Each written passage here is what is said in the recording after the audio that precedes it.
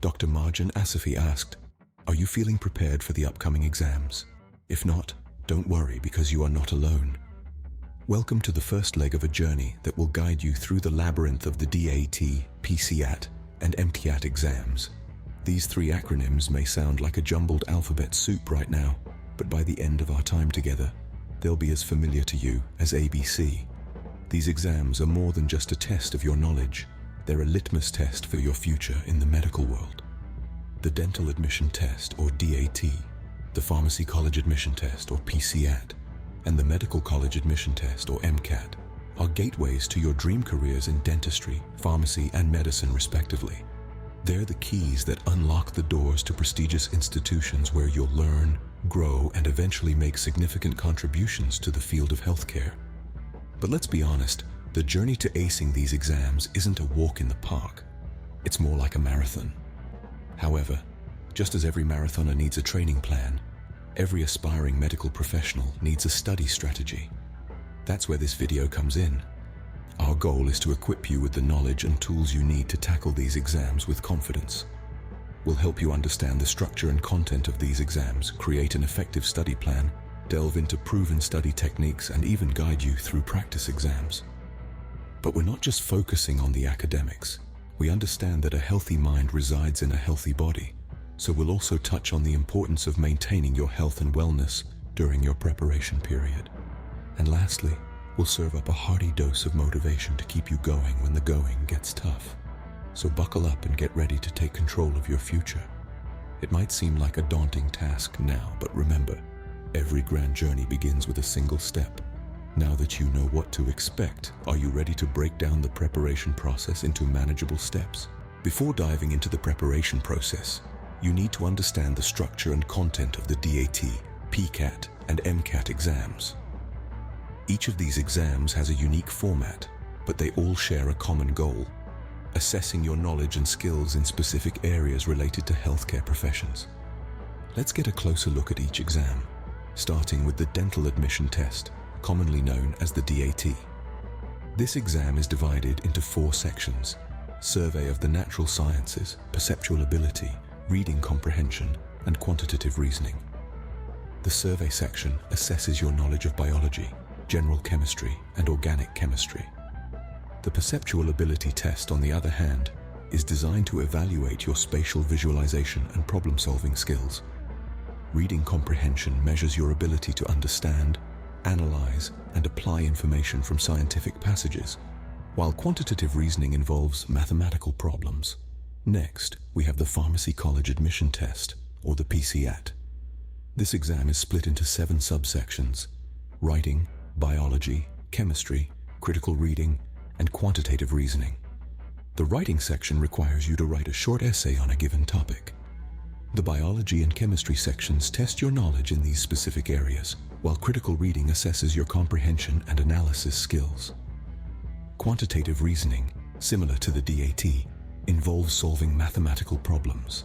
Lastly, the Medical College Admission Test, or the MCAT. This exam consists of 4 sections: biological and biochemical foundations of living systems, chemical and physical foundations of biological systems, psychological, social, and biological foundations of behavior, and critical analysis and reasoning skills. Each section tests a different aspect of your knowledge and understanding related to medicine and healthcare. The time allocation for each section varies across these exams. The DAT is approximately 5 hours long, the PCAT takes about 4 hours, and the MCAT is a marathon 7.5 hours. This time includes optional breaks, so it's vital to manage your time effectively during the exam. Understanding the format of these exams is crucial for effective preparation. It allows you to strategize how you approach your study. For instance, if you know that the MCAT has a large emphasis on biological and biochemical concepts, you might allocate more study time to these areas. Similarly, if you're taking the DAT and struggle with spatial visualization, you know to spend extra time honing your perceptual ability skills. Remember, these exams are not just about regurgitating facts. They're designed to test your ability to apply knowledge, solve problems, and think critically. So, as you study, try to understand the concepts at a deep level and practice applying them in different contexts. With a clear understanding of the exams, you can now tailor your study plan to suit your needs. So, let's dive into the next step of our journey: creating a study plan. The next step in preparing for the exams is to create a study plan. Now, these aren't your ordinary exams. We're talking about the Dental Admission Test, DAT, the Pharmacy College Admission Test, PCAT, and the Medical College Admission Test, MCAT. These are some of the most challenging tests you'll ever face, and a well-thought-out study plan is essential to your success. Let's start with determining your study hours. It's crucial to understand that quality trumps quantity. It's not about how many hours you spend studying, but how effectively you use those hours. First, evaluate your current schedule and identify the time slots where you can fit in your study time. Try to allocate a consistent time each day for studying. This could be early in the morning before your day starts, during the afternoon, or late at night when everything is quiet. Find what works best for you and stick to it. Next, we move on to choosing your study materials. This is a critical step because the right resources can make a world of difference. There are a plethora of study materials available, both in print and online. Some popular options include textbooks, flashcards, online courses, and study guides. However, it's not about having all the resources, but about having the right ones. Look for resources that cater to your learning style. If you're a visual learner, consider using diagrams and charts. If you're an auditory learner, try lecture recordings or podcasts. And if you're a kinesthetic learner, practice questions and simulations may be more beneficial. Once you've nailed down your study hours and materials, it's time to set some achievable goals. Goals provide direction and motivation. They help you track your progress and keep you focused. But remember, your goals should be SMART: specific, measurable, achievable, relevant, and time-bound. Instead of setting a goal like, I want to do well in the MCAT, opt for something more specific like, I want to answer 70% of the biology section correctly by the end of 2 weeks. This way, you have a clear target to aim for and a timeline to keep you on track. Now, having a study plan is great, but it's meaningless without consistency and discipline. Consistency is about showing up every day, whether you feel like it or not. It's about making studying a habit, not an afterthought. Discipline, on the other hand, is about staying focused and not letting distractions derail you. Remember, the road to success is always under construction. There will be days when you don't feel like studying, days when you'd rather do anything else. But it's on these days that your discipline will be tested. It's on these days that your consistency will matter the most. Incorporating breaks into your study plan is also essential. Rest is not a luxury, it's a necessity. Your brain needs time to process and consolidate the information you've learned. So ensure you take short breaks during your study sessions and longer breaks during the week. And no, breaks don't mean checking your social media or watching TV. It means doing something completely different that relaxes and rejuvenates you, like going for a walk, meditating, or even taking a power nap. Lastly, remember to review and adjust your plan as needed. Your study plan is not set in stone. It's a dynamic document that should evolve with you. As you progress, you may find that some strategies are working better than others, or that certain topics require more time than you initially thought. Don't be afraid to tweak your plan to better suit your needs. A well-structured study plan is your roadmap to success in the exams.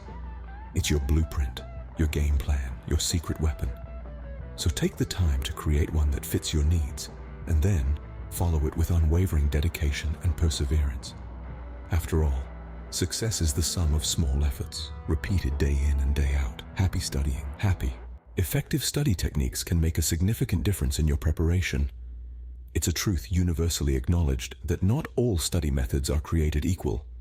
Some can help you absorb information like a sponge, while others may leave you staring blankly at your notes, wondering where all the information went. First, let's talk about active recall. Active recall is a learning strategy that involves retrieving knowledge from your memory. It's the difference between reading a fact and remembering it. Think about it like this. When you're reading a textbook, you're passively taking in information. But when you're practicing active recall, you're forcing your brain to dig up that information and bring it to the forefront of your mind. It's like exercising a muscle. The more you use it, the stronger it gets. One way to practice active recall is to use flashcards. You're probably familiar with this method. You write a question on one side of a card and the answer on the other. Then, you flip the card around and try to recall the answer. By doing this, you're actively engaging your brain, and that helps cement the information in your memory. Now, let's move on to spaced repetition. This is a technique that involves reviewing information at increasing intervals over time. The idea is to expose yourself to the information just before you're about to forget it. This method is based on the forgetting curve, a concept that illustrates how our memory of new information decreases over time. You can incorporate spaced repetition into your study routine by using a digital flashcard system. There are several apps available that use algorithms to determine when you should review each card. The more times you correctly recall the information, the longer the interval before you see that card again. If you struggle with a card, the app will show it to you more frequently until you master it. Dr. Assefi said, "Let's talk about mnemonics." Mnemonics are memory devices that help you remember complex information. They come in many forms, from acronyms to rhymes to vivid mental images.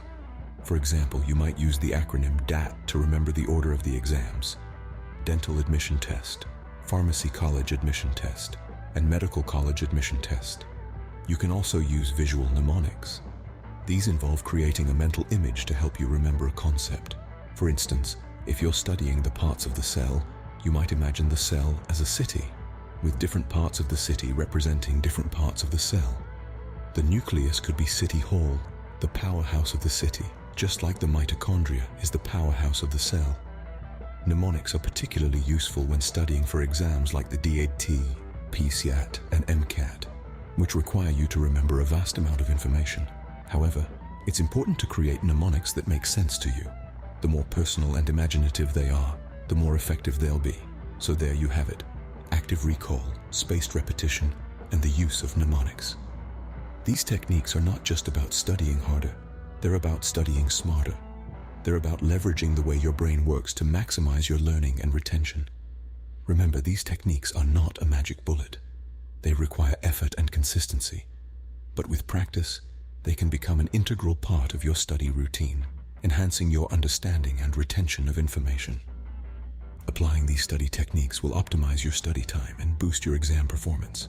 So give them a try and see how they can transform your study sessions and ultimately, your exam scores. Practice makes perfect, and this holds true for exam preparation as well.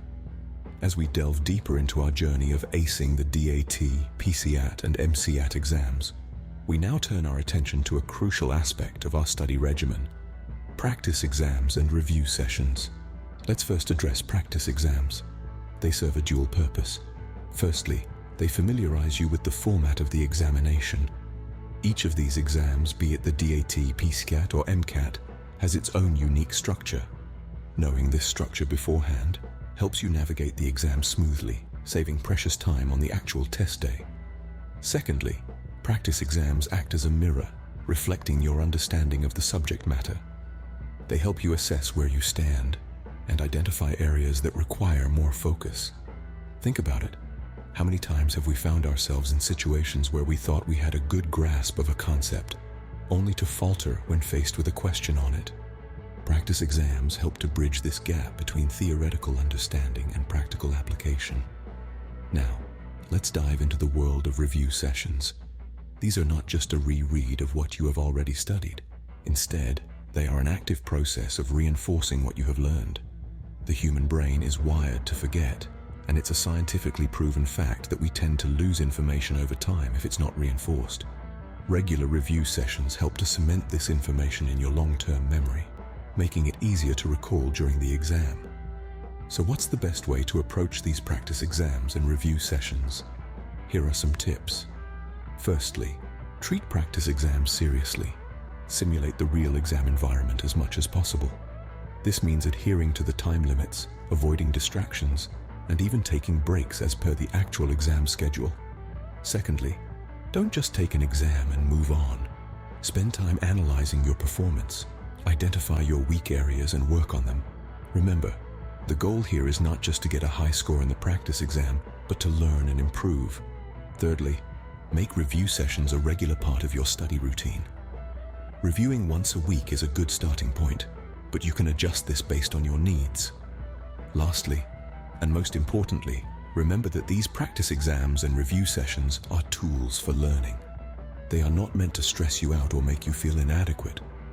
If you find yourself feeling overwhelmed, take a step back, breathe, and remind yourself of why you're doing this. You are here because you have a passion for this field and the determination to succeed. In conclusion, practice exams and review sessions are not just about rote memorization. They are about understanding, application, and improvement. They help you familiarize yourself with the exam format, assess your understanding, and reinforce your learning. They are your allies in this journey towards acing the DAT, PCAT, and MCAT exams. So let's embrace these tools with a positive mindset. Let's learn from our mistakes and strive for continuous improvement. After all, as the saying goes, the more you sweat in practice, the less you bleed in battle. Regular practice and review are key to acing the DAT, PCAT, and MCAT exams.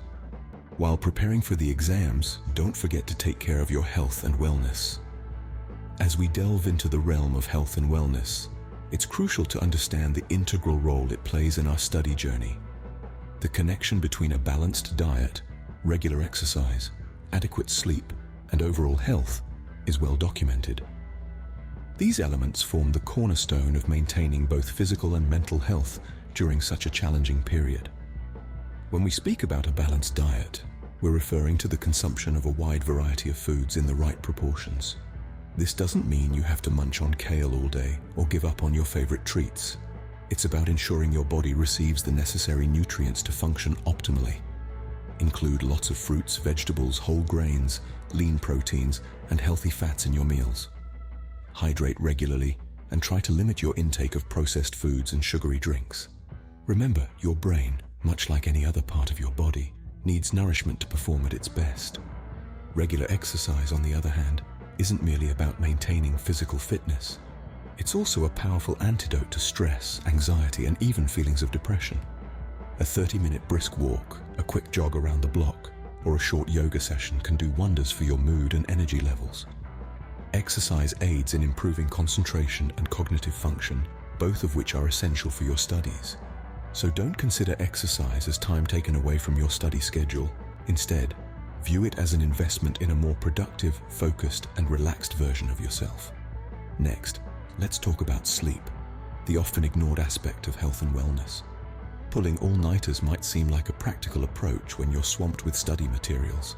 However, chronic sleep deprivation can lead to a decline in cognitive function, negatively impacting memory, concentration, and mood. Aim for 7 to 9 hours of quality sleep every night. Establish a consistent sleep schedule and create a restful environment to help your body and mind recharge. Now, while taking care of your physical health is paramount, let's not overlook the importance of mental health. Preparing for exams can be stressful, and it's perfectly normal to experience anxiety. However, it's essential to have effective stress management techniques in place to cope with these feelings. Mindfulness meditation can be a potent tool in your arsenal. It encourages you to stay present and focused, reducing feelings of stress and anxiety. Just a few minutes of mindfulness a day can create a sense of calm and balance that benefits both your emotional well-being and your overall health. Deep breathing exercises can also be helpful. These exercises can slow your heart rate and lower blood pressure, promoting a feeling of calm and relaxation. Lastly, never underestimate the power of a good support network. Reach out to friends, family, or a mentor when things get tough. Sometimes a simple conversation can provide a fresh perspective and alleviate stress. In conclusion, as you embark on this journey of preparing for your exams, remember that your health and wellness are as important as the study material itself. A balanced diet, regular exercise, adequate sleep, and effective stress management techniques can significantly boost your performance and overall well-being. Remember, a healthy mind resides in a healthy body. As the exams approach, it's normal to feel a bit anxious. But remember, you've got this. Exams, whether they're the DAT, PCAT, or MCAT, can seem daunting. They represent a milestone in your journey, a hurdle to overcome. But like any challenge, they can be conquered with preparation, strategy, and a dash of self-belief. Let's start with some practical tips for the big day. First, arrive early. Not just on time, but early. This gives you a buffer to handle any unexpected situations, like traffic jams, or a last-minute hunt for a misplaced ID. Being early also gives you time to settle in, to acclimate to the environment, and to calm any pre-exam jitters. So set multiple alarms, plan your route, and give yourself plenty of time to get to the exam center. Next, read the instructions carefully. This might seem obvious, but in the heat of the moment, it's easy to skim over the details. Misunderstanding a question because you didn't read the instructions can cost you valuable points. So take a deep breath, read every word, and make sure you understand what's being asked before you start answering. Now let's talk about maintaining a positive attitude. It's natural to feel a bit of pressure, but don't let it overwhelm you. Instead, channel it into focus.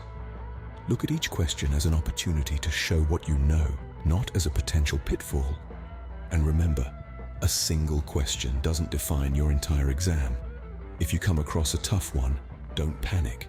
Take a moment, then move on and come back to it later if you have time. Beyond these practical tips, there's something else that's crucial on exam day, and that's confidence. Confidence doesn't mean you believe you'll get every question right. It means trusting in your preparation, in the hours of study you've put in, and in your ability to apply what you've learned. Confidence is the armor you wear into the exam, and it's built from every page you've read, every practice question you've answered, and every concept you've mastered. So how do you build this confidence? You build it by preparing thoroughly and consistently. You build it by understanding your strengths and working on your weaknesses. You build it by taking care of your physical and mental health, by sleeping enough, eating well, and giving yourself breaks. You build it by reminding yourself of your past achievements, of the challenges you've faced and overcome. And you build it by believing in yourself. Believe in yourself. It's a phrase we hear often, but it's not always easy to put into practice. It's not about ignoring your fears or pretending everything is perfect.